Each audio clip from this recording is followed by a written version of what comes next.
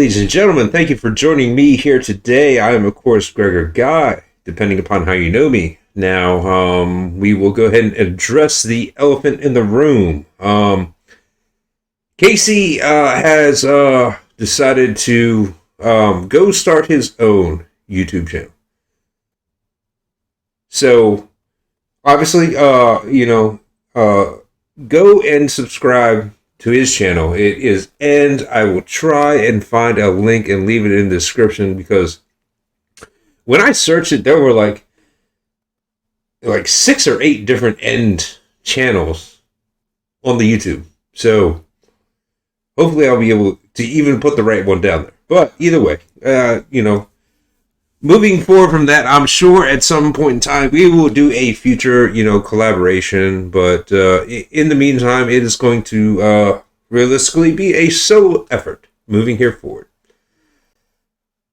That being said, welcome to episode 38 of the Bangcast. What are we going to be talking about here this week? This is probably going to be a little bit of a different Bangcast.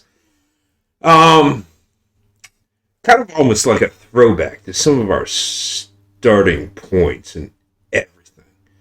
It's more or less just going to be me kind of discussing with myself the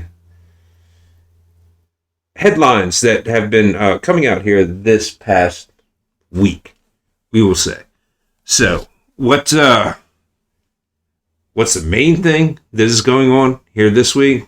Obviously, it's got to be the fact that Russia has called for a partial mobilization,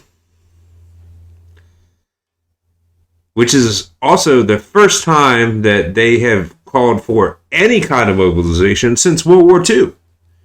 Very interesting with the entire Ukraine situation.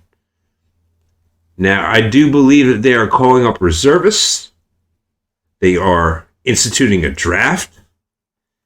And they plan on sending 300,000 more troops into Ukraine. Now, that's a lot of troops.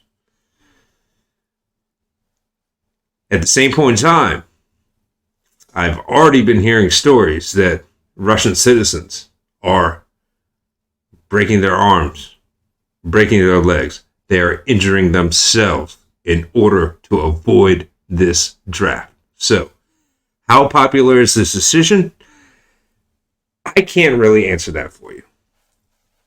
It'd be nice to speak with, someone from Russia who could actually, a Russian citizen who could fill us in on what the sentiment is in that particular area. That would actually be great. However, I've also heard that in light of this, President Zelensky of Ukraine is attempting to sue for peace. I didn't really hear too much more on the story other than that. I don't know whether it was suppressed or whether it was just, fake news, or I just don't know. That's just what I heard, one time. Also, on top of that, speaking on the entire Russia mobilization thing,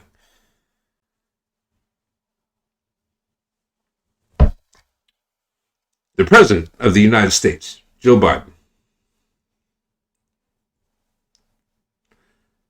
quote, quote, leader of the free world, he addressed the United Nations. And oh my, it was some kind of speech. Sure enough. Not like the speech, but it was some kind of speech. Basically, what I kind of gathered from it was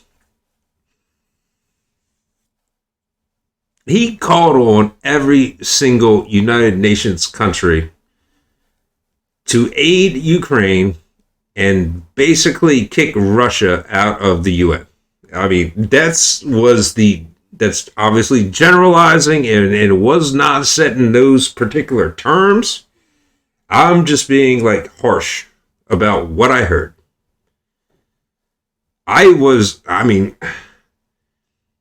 Russia, think about this. Russia is one of the 8 countries on the United Nations Security Council. How do you kick one of the 8 nations on the Security Council out of the United Nations? I don't understand the logic here.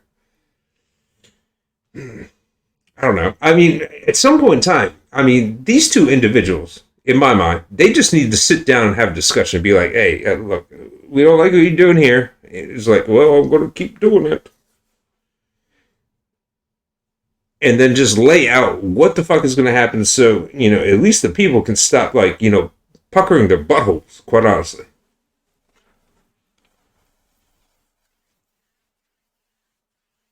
On top of that, I don't have the individual's name, but it's somewhat very close to the Putin circle.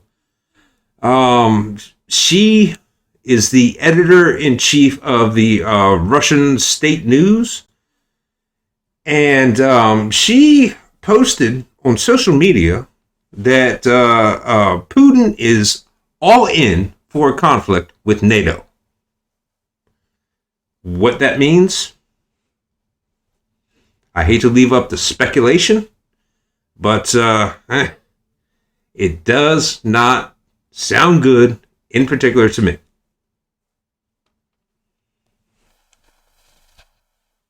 Sounds almost like a perfect recipe for like a powder keg to go off, and I. I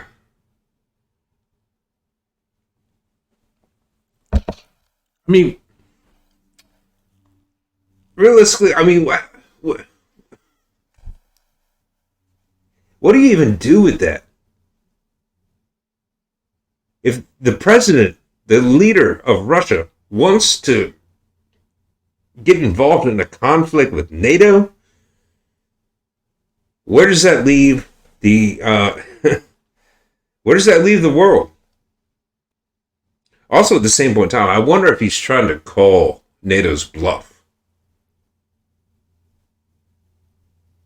Oh, I'd hate to play that man in poker.